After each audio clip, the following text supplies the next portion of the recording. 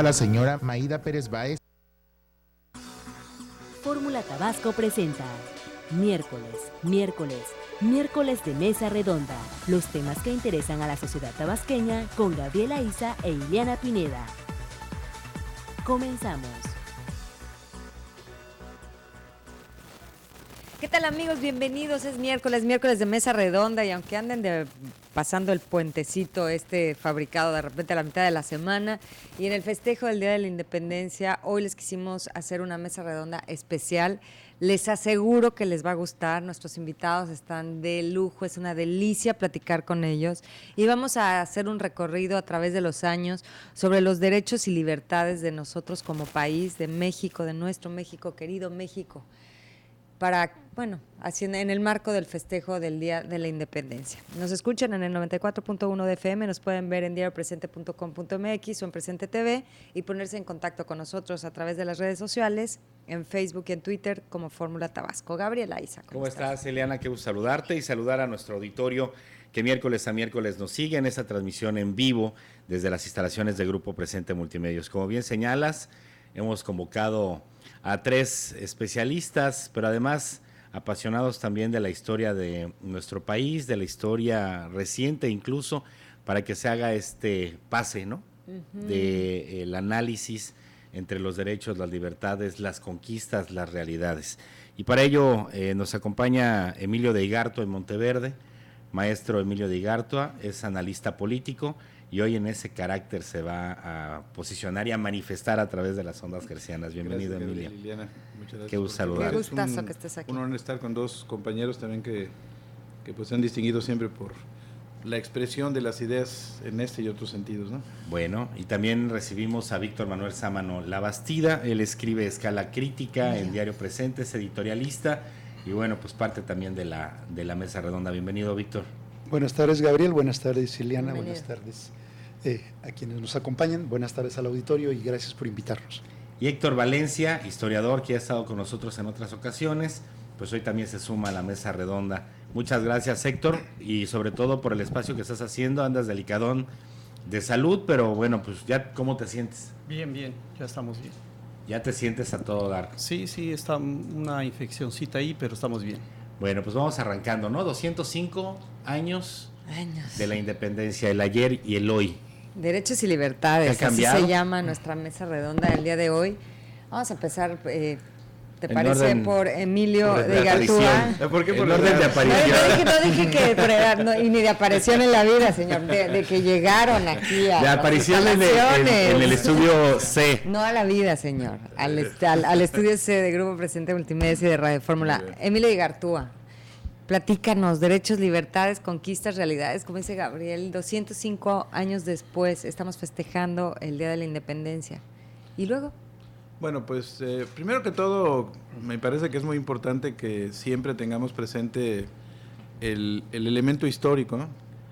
Los que estamos aquí en esta mesa, invitados por ustedes, pues siempre seguro a quienes les damos clases, a quienes les platicamos, les manifestamos esta vieja idea de que quien no conoce su historia pues está condenado a repetir los errores, pero también a no aprovechar las enormes ventajas. Yo diría que la guerra de independencia, más que eso, fue realmente un movimiento revolucionario, porque transformó de manera muy significativa las estructuras económicas, políticas y sociales del país. Recordemos que en el año de 1810, cuando inicia esta gesta heroica, pues el mundo, y también quisiera hacer un parangón con lo que es hoy este contexto internacional muy convulso, pues había una circunstancia en la cual se evidenciaba el avance muy significativo de naciones que habían podido transitar de un modelo de producción feudal al mercantilismo y al capitalismo, a lo cual nosotros como nación, como país en ese momento, o diríamos como enclave colonial, porque todavía no teníamos el concepto de país, pues contribuimos de manera importante, porque los españoles a lo largo de los 300 años de dominio nos expoliaron aquí riquezas minerales, riquezas naturales, que contribuyeron de manera importante a que el proceso de acumulación de capital en las naciones como Inglaterra, como Francia, como Holanda se pudiera dar. Diríamos que hay tres eventos muy importantes que tienen influencia externa en la Revolución de Independencia. Una, sin lugar a dudas, la propia Guerra de Independencia de los Estados Unidos, iniciada el 4 de julio de 1776, y que permitió también romper la vinculación colonial con Inglaterra, resultado de un enfrentamiento de los criollos por la decisión de el rey de Inglaterra de imponerles un impuesto a sus exportaciones, particularmente al té, y el inicio de este evento que va a traer como consecuencia que Estados Unidos, después también de una larga lucha de independencia, se constituyera en un Estado-nación y que aplicara además un modelo inédito hasta este entonces en el mundo, que era un régimen presidencial, que adoptó y adaptó las ideas político-liberales de Montesquieu, de la división de poderes, y esto, bueno, tuvo una influencia significativa en nuestro entorno nacional, de tal suerte que ya después de concluida la independencia, a partir de 1824, el país se hizo muy parecido en el contexto de la división de poderes y de algunas estructuras jurídico-políticas a Estados Unidos. La segunda influencia pues fue la Revolución Francesa de 1789, que ya abonando a las ideas liberales de los ingleses como Thomas Hobbes, John Locke, Adam Smith en la teoría económica, pues construyeron también estas teorías de los enciclopedistas, Rousseau, Montesquieu, etcétera, ¿no? Esto generó una bibliografía muy importante que de alguna manera llegó a nuestro entorno continental y fue leída por aquellos criollos ilustrados, y más bien mestizos ilustrados, entre ellos Miguel Hidalgo, la corregidora Aldama Allende, que empezaron a brevar en estas teorías. Y la tercera influencia importante pues fue la invasión de Napoleón I a España, en el propósito de tener un espacio geográfico. Ya lo tenía en Portugal y lo necesitaba en España para combatir a los ingleses, y esta invasión, que trajo como consecuencia la abdicación de Carlos IV, de Fernando VII y la entronización de José Bonaparte, el hermano de Napoleón, trajo al continente hispanoamericano en ese momento pues una duda muy marcada. ¿Qué hacer? Reconocer a José Bonaparte. 2, luchar por restablecer la monarquía con Fernando VII, o la otra, preguntarse si había llegado el momento de la emancipación. Y las influencias internas diría que son 2 fundamentalmente. Uno es el agotamiento del modelo económico que durante un buen tiempo, 300 años, había funcionado y que había llegado quizás un momento más generoso en cuanto también propiciar riquezas a los peninsulares. Fue que ya ese modelo, sobre todo del monopolio del comercio, se agotó. Y la otra, la confrontación entre el clero alto, el alto clero, que era pues los que tenían el control de la Iglesia Católica, y que de ese control se llegaban enormes recursos económicos, y el bajo clero, al cual pertenecían, entre otros, el cura Hidalgo, Morelos, Matamoros, algunos de los miembros de esta feligresía que participaron en el movimiento de independencia. Entonces serían los elementos que dieron origen a este movimiento. Hay otras versiones que señalan desde el origen con la emancipación, con Maximiliano de Habsburgo, algún movimiento que había nacido desde ahí y que finalmente quien le da el movimiento de revolución a la independencia es José María Morelos. Bueno, pero Maximiliano de Habsburgo como fue factor. Un proceso muy posterior. Lo que ocurría es que, bueno, primero que todo en 1808, cuando se da la invasión de Napoleón a la península ibérica, va a haber en cascada una influencia y un efecto que va a traer como consecuencia movimientos libertarios, iniciando en la isla de Dominicana, que compartían lo que es hoy República Dominicana y Haití que se independiza de Francia, de Dominicana, España, y así vamos a observar en el contexto de lo que sería hoy Perú, Ecuador, etcétera, con Simón Bolívar, O'Higgins en el caso de Chile, San Martín en el caso de Argentina, Artigas en el caso de Uruguay, que en ese momento, Bolívar, en 1808, ante, diríamos, un vacío de poder que hay en España, pues surge este planteamiento. El caso de Maximiliano de Habsburgo, bueno, es un momento después que es el propósito, en este afán también, porque hay que recordar que Napoleón I, que fue emperador de 1804 hasta 1816, tenía el propósito de expandir su dominio hacia América, ¿no? Y de hecho en algún territorio como Luisiana en Estados Unidos, hoy Estados Unidos, era una propiedad de los franceses, que Napoleón en 1815, cuando regresa de su exilio en la isla de Elba, se lo vende a los norteamericanos para poder financiar su ejército, que finalmente fue derrotado en la batalla de Waterloo y ya fue al último destierro en la isla de Santa Elena. Ven, les dije que iba a estar buena. Aquí solo llevamos un El invitado, repasón Gabriel. histórico. Sí, fue un pequeño recorrido rapidísimo. Y vamos a regresar de la pausa comercial para platicar con Víctor Sámano Labastida, analista político, columnista de Diario Presente, y con Héctor Valencia Reyes, él es historiador. Quédense con nosotros hoy miércoles de Mesa Redonda, Derechos y Libertades en el 15 de septiembre. Bueno, hoy 16 de septiembre. Volvemos. Miércoles de Mesa Redonda. Comuníquese con nosotros y deje sus comentarios al número 312-3699. Regresamos. El Instituto Electoral y de Participación Ciudadana de Tabasco no ha subido a internet las actas de las sesiones del Consejo desde hace 2 meses. Además, no tiene indicadores de gestión en todo lo que va del año, ni han subido un solo informe sobre los contratos de servicios y suministros. Luego de que Maday Merino Damián, presidenta del Instituto Electoral y de Participación Ciudadana de Tabasco, retó a la prensa a consultar su portal de transparencia para verificar la información del interés público, se pudo constatar que se incumple la ley de transparencia vigente. Entre los documentos que sí se encuentran está el estado analítico del presupuesto de egresos, que al 30 de junio exhibe que se han destinado más recursos a los consejeros, con 9 millones de pesos, que a las 17 juntas electorales municipales, con 7 millones y medio de pesos. El informe revela que de los 86 millones de pesos aprobados para servicios personales se habían pagado ya 70 millones, 14 de los cuales fueron destinados a remuneraciones adicionales y especiales, aparte de los pagos al personal permanente y transitorio.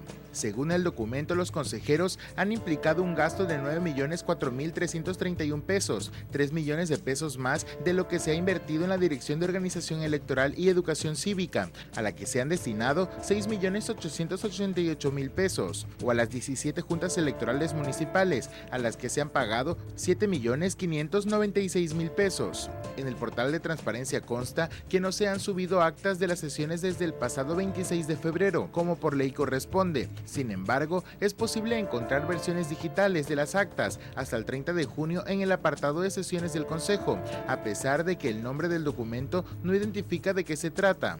Ahí mismo los ciudadanos pueden constatar que los consejeros sesionaron los días 31 de julio, el 5, 19 y 31 de agosto, pues están disponibles los acuerdos que emitieron, pero no es posible acceder a las actas con las versiones estenográficas de lo que se discutió en dichas sesiones. En estos documentos los ciudadanos deberían poder informarse de los criterios y decisiones que han tomado los consejeros sobre temas como el bono electoral, así como de las dudas, quejas e inquietudes de los representantes de partidos con motivo del desarrollo y resultados de la jornada electoral del pasado 7 de junio. Entre las omisiones en materia de transparencia destacan que durante todo el año 2015 el IEPCT no ha subido una sola información sobre los contratos de servicios y suministros, con lo que viola la ley. Esto impide que los ciudadanos puedan conocer los detalles de esta información, tal como el contrato con la polémica empresa Smartmatic, el cual fue pagado a pesar de que su programa de resultados preliminares no funcionó. En el apartado de participación ciudadana, que es uno de los objetivos del instituto, solo se tienen números de teléfono para que los ciudadanos interpongan sus observaciones, dudas y sugerencias sobre los trámites y servicios. Apunta que se valora la información con reportes y estadísticas, pero estos no se muestran. Otra omisión del IEPCT es que no ha subido a su portal de transparencia los indicadores de gestión para evaluar su desempeño para el año 2015. Con información de Mariel Arroyo para Radio Fórmula. Miércoles de Mesa Redonda. Síganos en Twitter, @Fórmula Tabasco. Continuamos. Ya estamos de regreso en este miércoles de Mesa Redonda, miércoles 16 de septiembre, en el 205 aniversario de la independencia de México, del inicio de la independencia de México, de la lucha por esta, y estamos haciendo un análisis de los derechos y de las libertades con analistas políticos, historiadores, economistas, aunque nos engañen de qué se trata la economía en el camino por andar pensando en la historia. Es el turno de Víctor Sámano Labastida, que está aquí hoy con nosotros. Víctor, ya inició Emilio ese recorrido, ¿qué dices tú? Bueno, después de este repaso histórico que hace Emilio, muy puntual, yo quería ofrecer también otro enfoque, ¿no? Me llamó la atención una encuesta que saca ahora Parametría, en la que indica que pues, más de la mitad de los mexicanos encuestados desconocen frente a qué país México declaró su independencia o luchó por su independencia. Incluso el 13% de los consultados dicen que fue frente a Estados Unidos, ¿no? Y ya no digamos si se le pregunta respecto a los protagonistas y mucho menos todavía respecto a los objetivos de la independencia, ¿no? Yo veo este asunto de la independencia, digamos un poquito, trato de imaginarme a los países como individuos, como personas, es decir, la infancia, la adolescencia, la juventud y la madurez. Y la madurez estaríamos hablando precisamente de asumir la independencia, es asumir la independencia como las libertades y las responsabilidades. Si hacemos un repaso así rápido, como lo hizo Emilio, pero desde otra perspectiva, vemos que, por ejemplo, antes de la ocupación española, el continente americano no tenía pues naciones como tal, ¿no? O sea, eran imperios, eran pueblos dispersos, controlados por 2 o 3 imperios, y curiosamente, para defenderse de la ocupación, los pueblos se unen, se empiezan a unir pueblos que antes estaban confrontados, otros hacen alianza con el ocupador, pero también el que viene a ocupar el territorio, los españoles, tienen que unificar a estos pueblos para poder dominarlos, y es donde se crean los virreinatos, ¿no? Que hubo como 5 virreinatos en el continente americano y el Caribe. Así es, y una capitanía. Entonces, ¿qué sucede? Cuando ya viene la ocupación, lo que refería Emilio, no se tiene propiamente un concepto de nación, sino hasta posteriormente, ¿no? Ya el primero que lo refiere explícitamente es precisamente Morelos, en los sentimientos de la nación, ¿no? Un poco, y donde marca realmente el proyecto independentista del país. Bueno, entonces ya teniéndose el concepto de nación, viene el concepto de soberanía y viene el concepto de independencia, que es en donde yo ubico un poquito la maduración de los pueblos, ¿no? Bueno, ¿por qué hablamos hace rato, fuera del micrófono, de las fechas del inicio de la independencia? ¿Qué es lo que se celebra? Se celebra el inicio y se celebra también el inicio de la revolución, pero no se celebra o no se conmemora la consumación de tal. Yo me arriesgaría, sin ser historiador, a hacer una hipótesis similar a la que hacía Adolfo Gili respecto a la Revolución Mexicana, a la Revolución Interrumpida. A mí me parece que en términos reales también tenemos una independencia interrumpida, porque nuestros pueblos no se asumen como soberanos, no asumen su madurez, su responsabilidad. Y creo que eso es lo que venimos cargando todavía hasta este momento, y que es lo que nos va a llevar un poquito a revisar los saldos de todo este proceso, ¿no? ¿Por qué?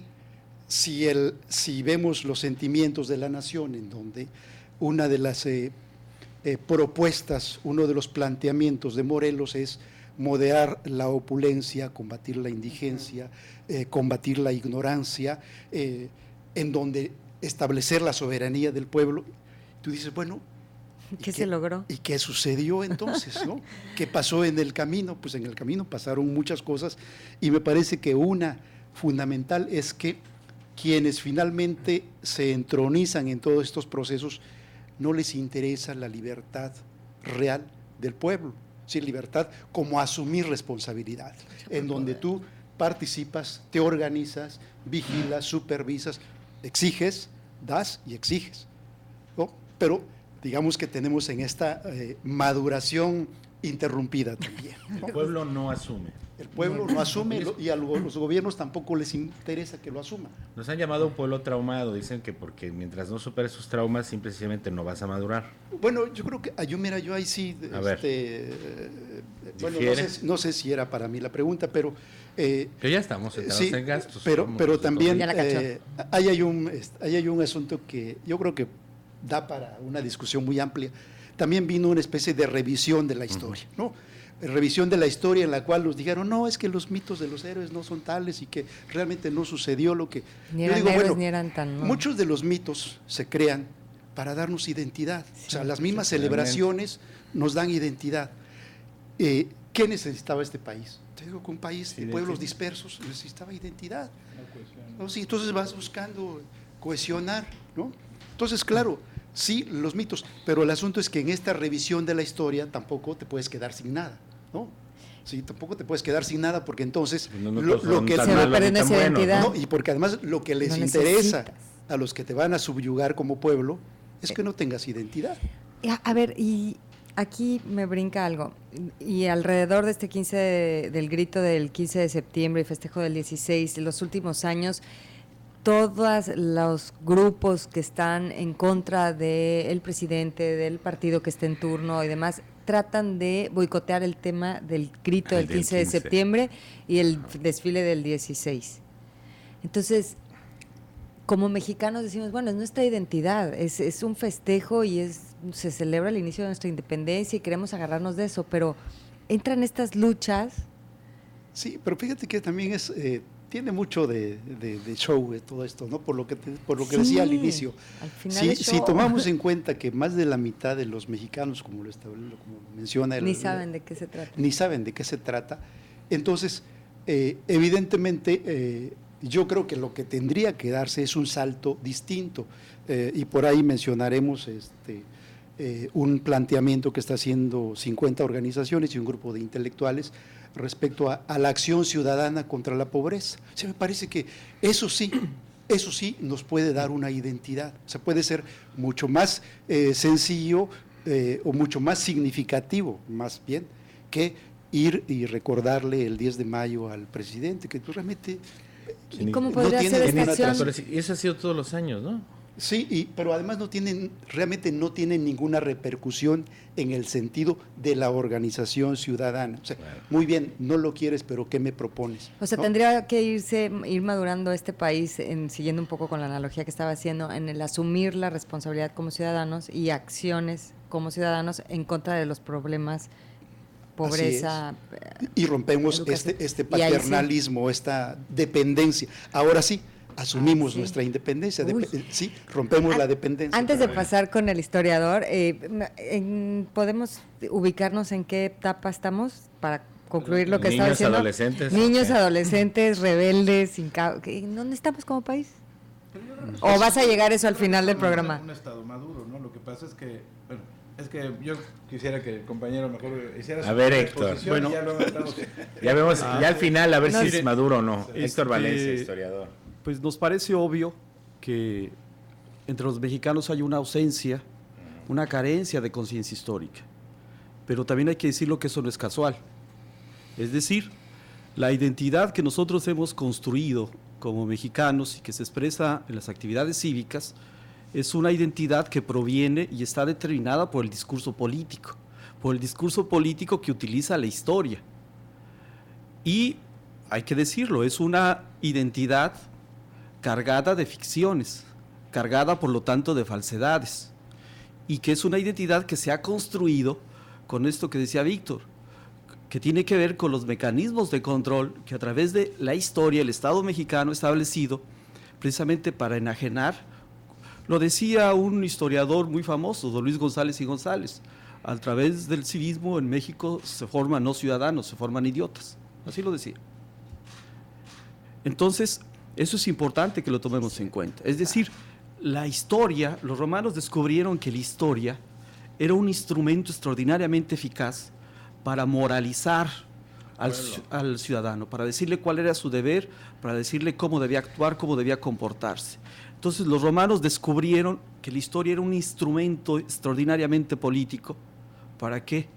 para orientar la práctica cotidiana de los ciudadanos dentro de los límites institucionales que cada grupo en el poder ha ido imponiendo. Esa es una cuestión que hay que tomarla en cuenta. Y también hay que tomar en cuenta que la cuestión de la independencia es una cuestión que la recordamos, la reivindicamos de distintas lógicas, como decía la compañera, precisamente porque nos interesa mucho esto de lo que decía Víctor, de la soberanía nacional. Nos interesa mucho recordar cuáles son los preceptos básicos, los ideales básicos del por qué se dio una revolución que transformó, como decía Emilio, trastocó las estructuras económicas, culturales, la mentalidad de los sujetos, etcétera, de lo que hoy es México. Y me parece que si volvemos un poco a las causas internas de la independencia y las correlacionamos con el presente, vamos a encontrar que los criollos y los mestizos que estaban siendo desplazados por los españoles en la administración de la sociedad colonial estaban cansados de la corrupción que había. Estaban cansados de que hubiera muchísimas leyes y estas no se cumplieran, o se cumplieran para favorecer a los españoles ibéricos. Estamos hablando de hace 200 años. Estaban cansados, estaban cansados de la distribución inequitativa de la riqueza, lo que decía Víctor, que señaló Morelos. Estaban cansados de la ausencia y carencia de libertad de imprenta, de expresión. Estaban cansados de limitaciones para comercializar. Estaban cansados de no poder asociarse, de no poder reunirse, de no poder construir alternativas dentro de la sociedad colonial. Eso es importante que lo tomemos en cuenta. Y también, como han dicho los compañeros, es importante que veamos cómo a partir de, no solo del proceso de la independencia, sino que ya los jesuitas, en su historia antigua de México del siglo XVIII, Clavijero se había imaginado la integración de un país bajo la idea del nacionalismo europeo, etcétera, en lo que era la Nueva España. Pero sí es importante decir que a raíz de los procesos de independencia vamos a empezar a hablar de cómo se va a construir el Estado-nación de lo que hoy es México.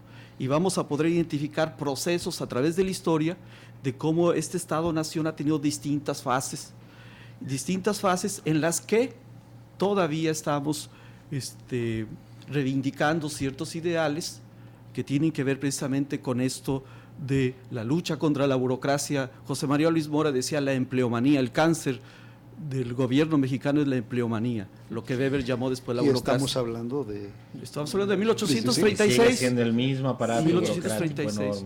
Entonces, ahí es importante también ubicar, porque hay distintos grupos que impugnan las celebraciones oficiales. Lo que están impugnando es no solo el protocolo, el acto en sí de aquel que lo está encabezando, sino están impugnando esa versión oficial, esa interpretación que el discurso político ha hecho de la historia. Y tergiversarlo. Sí. Aquí el asunto decimos los historiadores, por eso también concuerdo con la idea de Víctor de que la historia está a revisión, decimos los historiadores, entonces, ¿qué hay que hacer para que los mexicanos conozcan qué significa la independencia, qué significó en su momento históricamente hablando y qué sentido tiene para el presente? Pues hay que desarrollar procesos de educación, de formación, y ahí las instituciones encargadas de esto tienen un papel coyuntural. ¿Y cómo dejar de repetir las mismas situaciones 100 años después, 200 años después, y seguir en el círculo vicioso, ¿no? Pero vamos a una pausa. Tiene que ver con que la función del Estado... Profesor, el micrófono. Sí, en todos los momentos... Sí, se le olvidó que está al aire. En el momento del desarrollo humano, el Estado pues configura un aparato ideológico, un aparato de reproducción de esa ideología que requiere para perpetuarse. Entonces lo tuvimos en el modo de producción esclavista, en el modo de producción feudal, en el modo de producción... Siempre el Estado genera todos estos elementos para poder encontrar de su población la adhesión, en ocasiones forzada y en ocasiones voluntaria, y tiene que ver precisamente, como bien dicen mis dos compañeros, el revisar la historia tiene que ver con un concepto importante que es la o sea, sacarle el contexto ideológico. Desideologizar. Bueno, eso. Ahora sí que el arzobispo de Constantinopla. Exactamente. Quitarle ese componente ideológico, porque eso es lo que impide que la sociedad pueda comprender realmente la historia. Y lo vemos desde el punto de vista educativo. ¿Qué enseñamos en la historia generalmente? Y por eso a muchos de nuestros estudiantes no les gusta la historia. Porque es, ¿cuándo nació el cura Hidalgo? ¿Cuándo se murió? ¿Cuándo escribió esto? O sea, contextualizar conceptos, ¿no? Y no entendemos el la análisis. historia, ¿no? Y ese es el tema donde tenemos que abrevar más, ¿no? Bueno, vamos a hacer otra pausa comercial. Estamos en este miércoles 16 de septiembre haciendo un análisis histórico, político, económico y repetitivo de la historia con nuestros invitados y con nuestros analistas. Hacemos una pausa, regresamos. Miércoles de Mesa Redonda. Comuníquese con nosotros y deje sus comentarios al número 312-3699. Regresamos. Ante la existencia de reptiles que habitan en la Laguna de las Ilusiones, la Procuraduría Federal de Protección al Ambiente, la Profepa, anunció que de manera coordinada con la Secretaría de Recursos Naturales y Protección Ambiental, la Cernapam, trabajan para ver la posibilidad de reubicarlos hacia zonas más seguras, que no pongan en riesgo a los ciudadanos. Esta decisión se podría efectuar a consecuencia de que en los tiempos de lluvias el afluente incrementa su nivel y ocasiona que estos se salgan de su hábitat y se incorporen en las zonas altas, causando pánico entre la población. En este sentido, el delegado federal de la Profepa, José Trinidad Sánchez Noverola, destacó que la movilización de los cocodrilos representa un proceso difícil, que de efectuarlo le brindaría una mejor vida para estos reptiles, que durante largos años se han reproducido en la emblemática Laguna Tabasqueña. Ante este tema, el funcionario federal adelantó que en unos días volverán a ser convocados por la Cernapam para realizar un recorrido por la zona, con la finalidad de llegar a un acuerdo viable que beneficie a ciudadanos y a los animales. Indicó que hasta ahora no existe algo grave que contribuya a movilizar a los cocodrilos de su lugar de origen. Sin embargo, están a la espera de los estudios geográficos que garanticen una mayor viabilidad del proyecto. Posteriormente señaló que en los últimos meses no se han rescatado animales de estas especies que enriquezcan la fauna tabasqueña, por lo que se dijo comprometido en fortalecer los proyectos encaminados a proteger a los que se encuentran en peligro de extinción. Se puede enviar a una unidad de manejo de vida silvestre o bien liberarlos en un hábitat, pero el movilizarlo no es una situación tan fácil que se pueda dar de manera pronta. Sin embargo, el tema ahí quedó en la mesa, se sigue trabajando. Cada vez que nos convocaban para ese tema, pues iba personal de la Profepa para participar en la mesa de trabajo. Con información de Josué Hernández Ramírez para Radio Fórmula Tabasco, Abimael Méndez.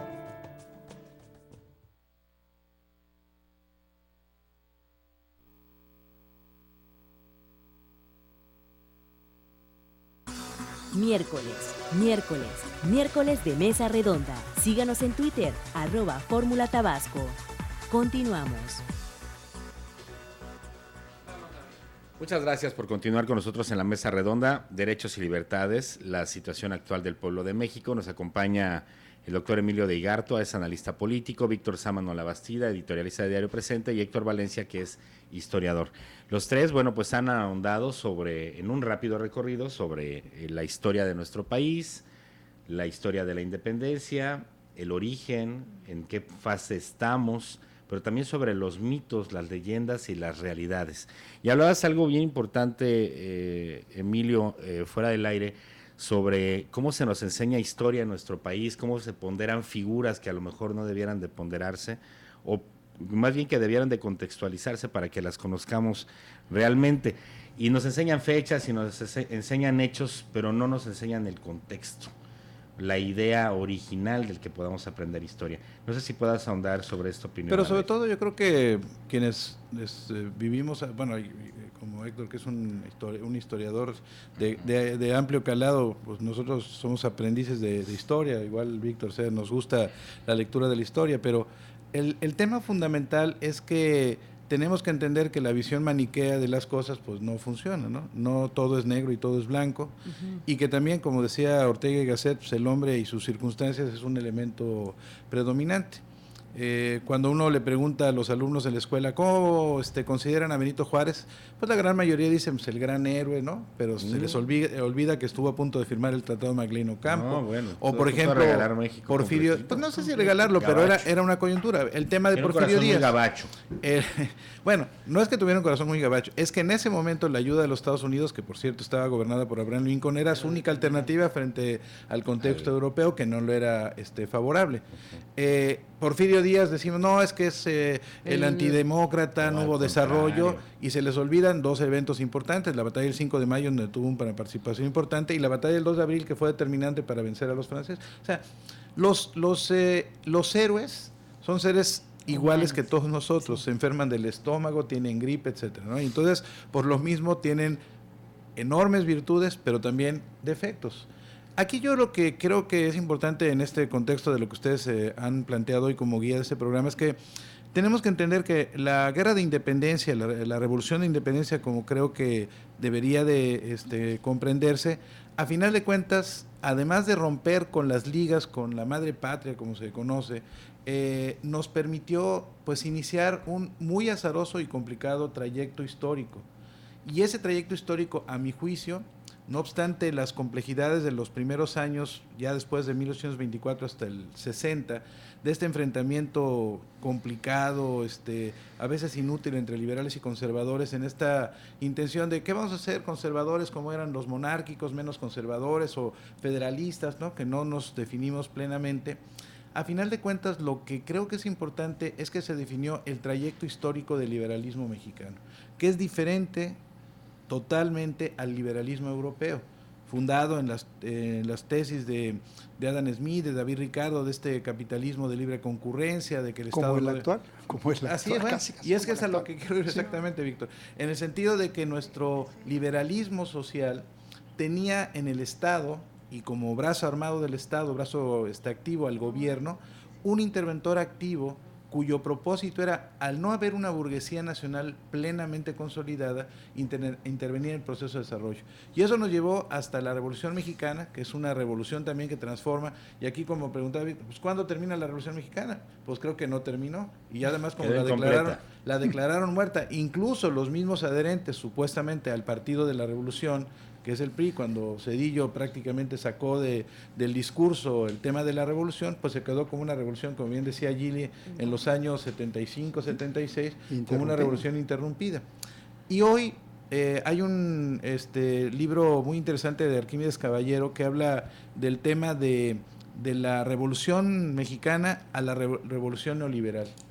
Estamos en un retorno, un poco reencontrando a Schumpeter, ¿no? En este esquema de la víbora que se come su propia cola, regresando a un modelo en el cual el Estado ha renunciado a la tarea primordial que el liberalismo social mexicano le ha asignado, que es responsable de la atención de las necesidades fundamentales, este planteamiento de Morelos. Hoy tenemos un Estado acotado, un Estado en donde el concepto de soberanía pareciera superfluo, en donde el derribo de las fronteras y el tema de la internacionalidad parecieran más importantes que una visión introspectiva, ¿no? Para podernos desarrollar. Y en ese sentido, bueno, creo que la independencia tenemos que verla como una necesidad de un reencuentro en esta coyuntura en donde hoy estamos viendo problemas internacionales que no solamente tienen que ver con la caída del precio del petróleo y la depreciación de nuestra moneda. Un tema importante, ¿qué va a hacer México ante un evento histórico y diríamos que catastrófico como es el tema de la migración de seres humanos que están saliendo de otras partes, cuando nosotros mismos, en la incompetencia y en la capacidad de generar un modelo económico que privilegie la equidad, pues estamos también desplazando, como lo hacen los sirios, a este grupo de personas hacia los Estados Unidos. Y ahora nos encontramos a un benefactor de la independencia mundial y de la globalidad, que es el señor Donald Trump, que nos amenaza con poner un muro. Pero ayer venía una fotografía, no sé si ustedes la vieron, en donde Alemania está siendo cercada desde Hungría con murallas, ¿verdad? Que recuperan la que en 1989 se cayó en Berlín, ¿no? Entonces, creo que este contexto de la independencia, ¿no? Alemania, es un momento complejo, ¿no? Ante esta migración tan fuerte Sí, lo que pasa es que viendo. ya tienen el número de gente que pueden ayudar, que pueden atender, según sus estadísticas. Pero si ¿no? los países industrializados y estos grandes imperios son los responsables de la pobreza en todas nuestras naciones, porque están saliendo de Marruecos los marroquíes hacia España, pues es su vieja madre patria, y por qué están saliendo los del norte de África hacia Francia, o sea, están hoy el boomerang de la historia les está pegando a estas naciones que durante tanto tiempo expoliaron nuestros territorios, ¿no? Oprimieron. Señora, Minuto una 42, pausita, ¿no? minuto 42, hacemos una pausa, regresamos a la recta final de este miércoles de Mesa Redonda. Miércoles de Mesa Redonda. Comuníquese con nosotros y deje sus comentarios al número 312-3699. Regresamos. Dentro de las auditorías realizadas por el órgano superior de fiscalización en el Estado, encontró que el Ayuntamiento de Centro, que encabeza Humberto de los Santos Bertruy, se ha caracterizado por dar anticipos de obras sin que éstas se realicen, salarios exorbitantes e inclusive un desaseo en la tesorería del municipio, no registrando incentivos fiscales. En suma, el Ayuntamiento no ha podido solventar 28.973.000 pesos con 7 centavos, que incluyen desde irregularidades administrativas en la ejecución de obras, errores documentales y hasta los salarios que se sirven con la cuchara grande, los funcionarios de esta administración municipal. De acuerdo al análisis del ejercicio presupuestal 2014, el OSFE encontró que en Caja General de la Tesorería durante los meses de enero, febrero y marzo se observó que los incentivos fiscales no son registrados contablemente en los ingresos diarios recaudados, por lo cual no se refleja el saldo real en caja y presenta diferencias. En Caja General de Tesorería se registró en el mes de enero la cantidad de 58.565.314 pesos con 33 centavos, de los cuales solo se depositaron 54.200.473 pesos con 2 centavos, faltando 4.364.841 pesos con 31 centavos, y así sucesivamente en los siguientes meses. La cantidad faltante es de 10 millones de pesos, y esto no ha sido solventado, remarcan las auditorías. Otro caso grave que sucede en el motor del cambio y que detalla el OSFE, e inclusive solicitando sanciones a los directores municipales de obra y ordenamiento territorial, es por haber entregado anticipos de ejecución de obras. Solo 5 empresas de estas mantienen anticipos y no se sabe la ejecución de obras. En el informe documentado señala el OSFE desfase en depósitos de ingresos, cheques en tránsito con antigüedad de saldos, no efectuaron retenciones de impuestos sobre la renta, en pagos por compensaciones, falta de control en las entradas y salidas del almacén, falta de firmas en los recibos de nómina, antigüedad de saldos en las cuentas contables, deudores diversos por cobrar a corto plazo, anticipo de proveedores, anticipo de obras a corto plazo, desorden administrativo de servidores públicos laborando en un área no adscrita. De las 274 observaciones que el OSFE realizó al control interno, solamente pudieron comprobar 126, faltando más de la mitad por solventar, cerca de 148 irregularidades.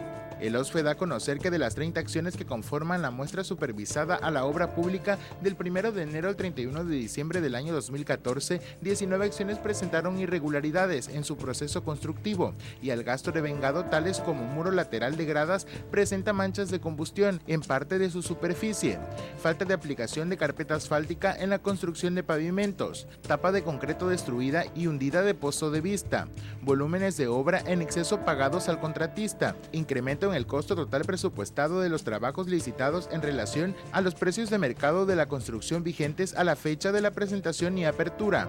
En cuanto a la rehabilitación de caminos para acabar con los baches que el ayuntamiento no ha podido realizar, el OSFE encontró irregularidades en la realización de estas obras. Inclusive los propios regidores han sido parte de las irregularidades de la administración municipal, como lo demuestra el bacheo emergente con concreto hidráulico y asfáltico en el sector 1 de Villahermosa, que tuvo un monto devengado de 8.370.879 pesos con 75 centavos.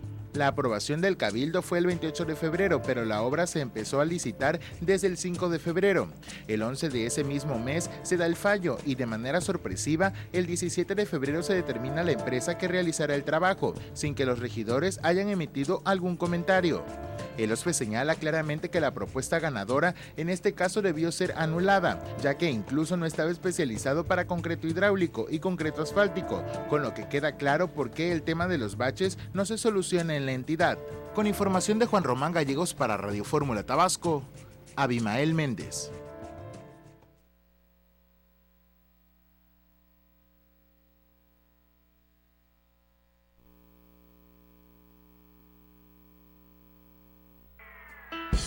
Cada día es el inicio de una nueva aventura, donde sabes que puedes trabajar más duro, esforzarte al doble, lograr tus metas, cumplir tus sueños y disfrutar de tus éxitos. Inspírate en tu familia, en tus amigos y en todo lo que amas y te apasiona. Cada día puedes cambiar para ser el mejor. Porque para un mejor mañana, un nuevo presente. Diario del Sureste. La Laguna de las Ilusiones es uno de los símbolos de la ciudad de Villahermosa. Está ubicada en la parte norte de la ciudad, con una superficie de casi 230 hectáreas. Fue declarada área natural protegida el 8 de febrero de 1995 y se encuentra al lado del Parque Tomás Garrido Canaval.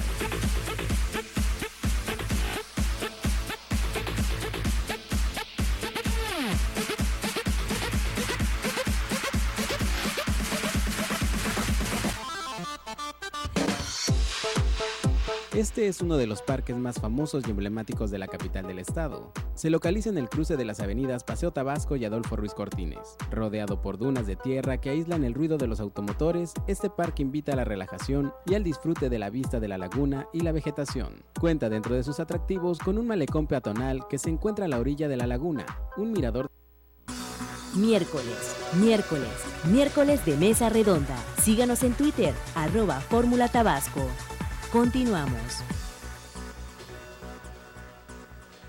Ya estamos de regreso en la recta final de este miércoles de Mesa Redonda y bueno, estábamos platicando fuera del aire de toda esta parte cíclica, de cómo se repiten los momentos, las situaciones, las circunstancias. Me gustaría que el cierre de este programa fuera enfocado a ¿en qué tendríamos? 3 horas de programa? No, todavía no nos da para tanto, Por señor. eso Una me horita. gastaste media hora.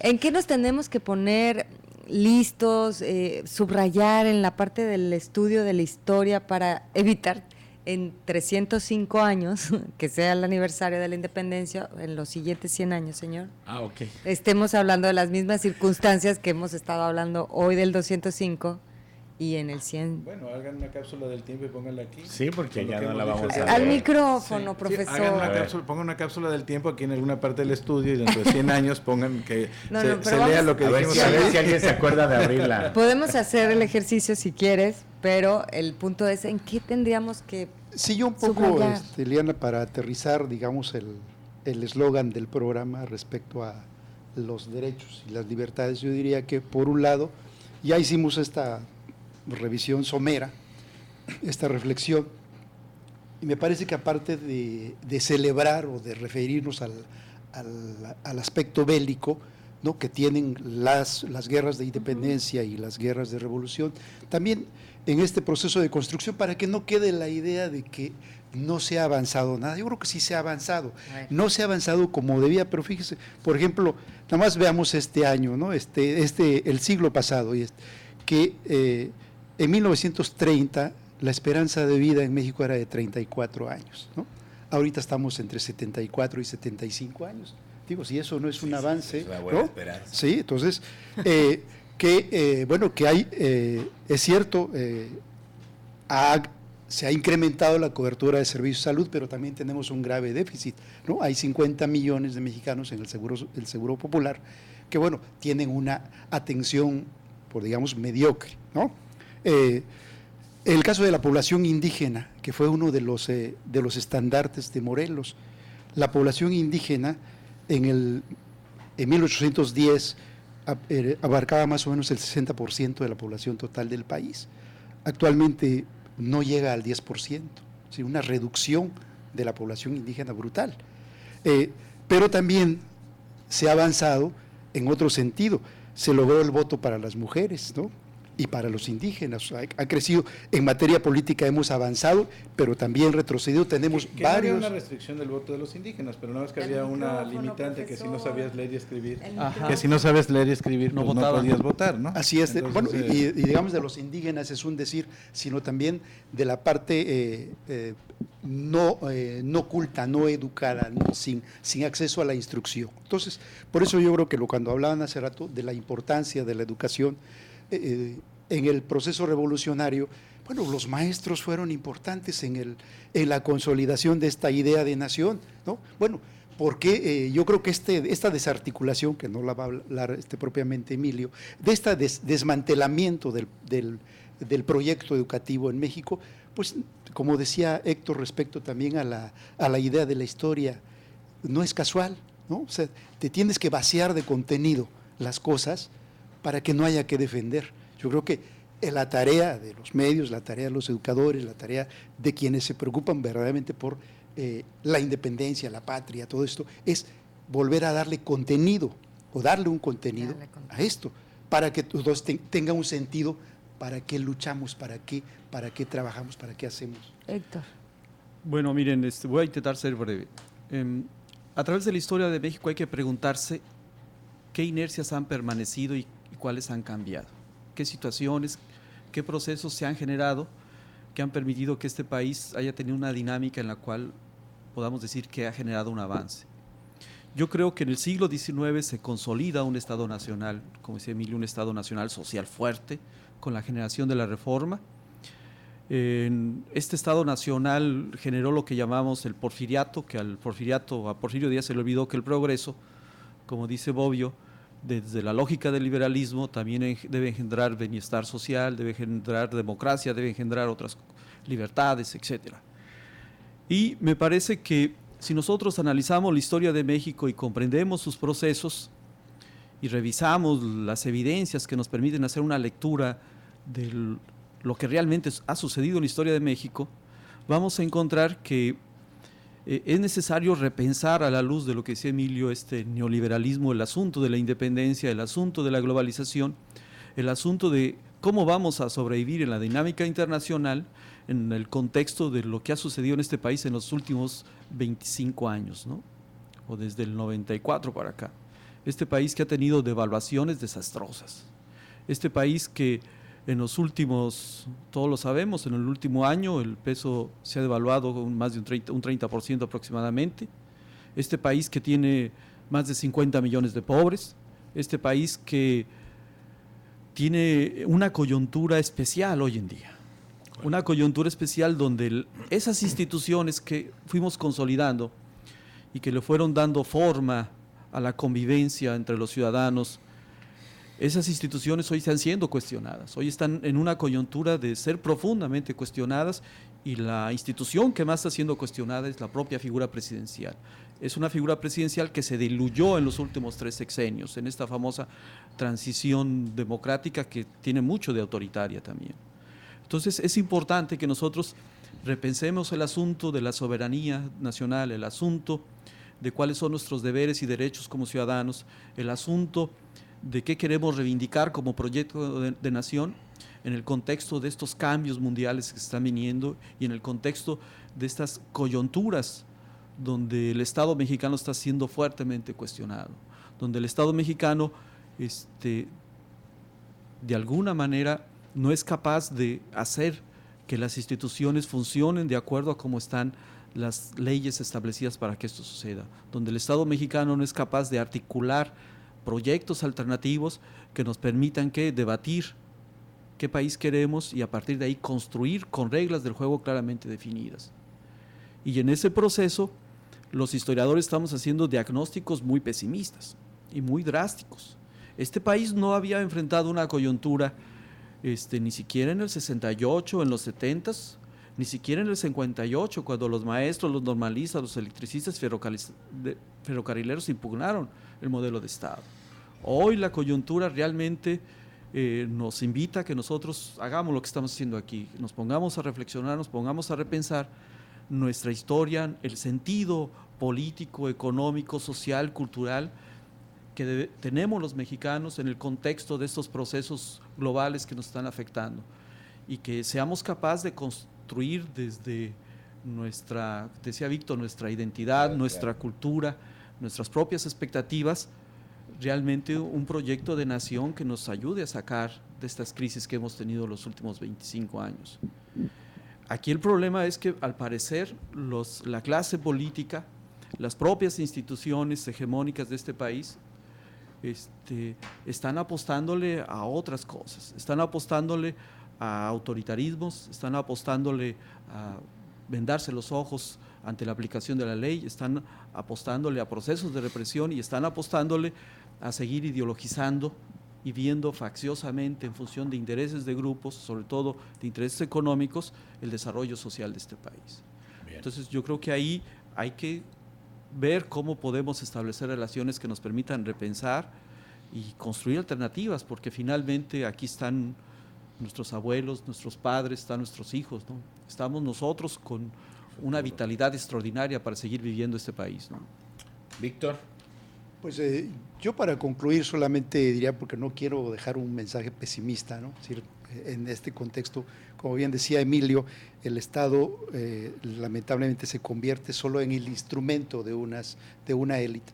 Pero yo creo que lo que se ha conseguido es muy importante, que las diferencias entre grupos, entre partidos y entre clases se diriman por la vía electoral, que hay que perfeccionarla, sí, pero yo creo que me parece que en este momento ya plantearse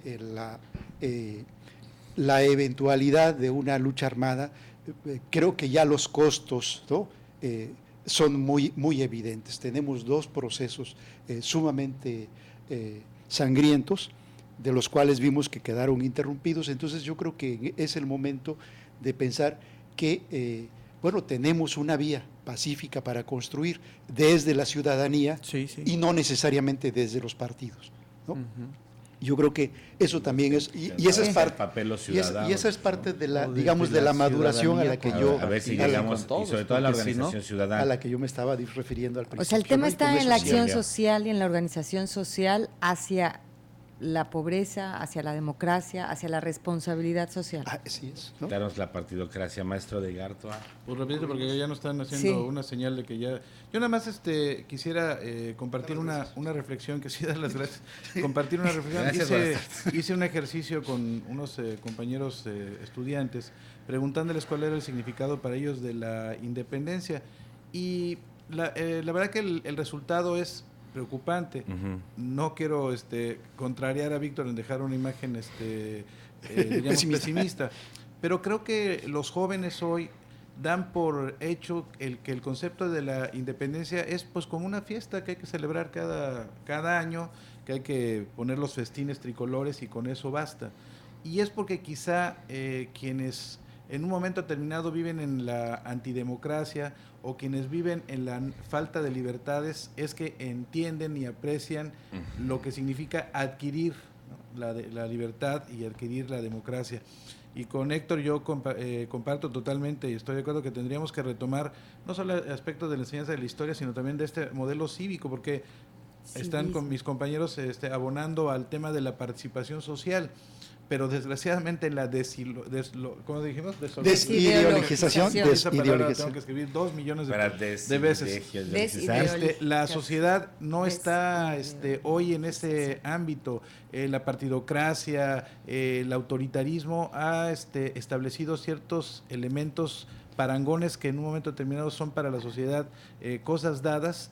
Y creo que si queremos que la sociedad participe en los cambios, tenemos que repensar la independencia y sobre todo repensar el papel de la sociedad como transformadora de la realidad, ¿no? Gracias, maestra. Con eso cerramos. Gabriela Isa, gracias. Señora, vámonos. Gracias Héctor, Emilio, gracias, Víctor, por haber participado gracias. En este miércoles de Mesa Redonda, y gracias a ustedes que nos acompañaron, Derechos y Libertades, a raíz del festejo del inicio de la independencia de México. En este momento nos enlazamos a la Ciudad de México.